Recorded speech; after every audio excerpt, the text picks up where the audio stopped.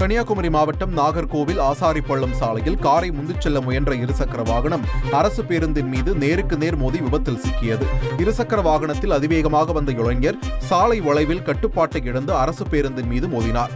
இதில் பேருந்தின் கண்ணாடி உடைந்து விழுந்து இளைஞர்கள் இருவரும் படுகாயமடைந்தனர். தற்போது விபத்து தொடர்பான சிசிடிவி காட்சிகள் வெளியாகியுள்ளன.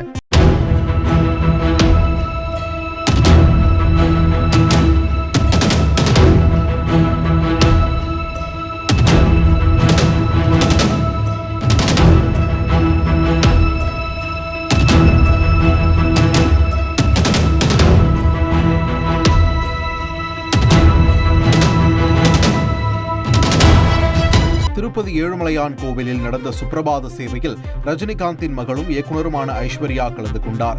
ஏழுமலையானை மனமுருக வழிபட்ட அவர் கோவிலில் ரங்கநாயகர் மண்டபத்தில் வேத ஆசீர்வாதங்கள் முழங்க லட்டு மற்றும் பிரசாத தீர்த்தங்களை பெற்றுக் கொண்டார்.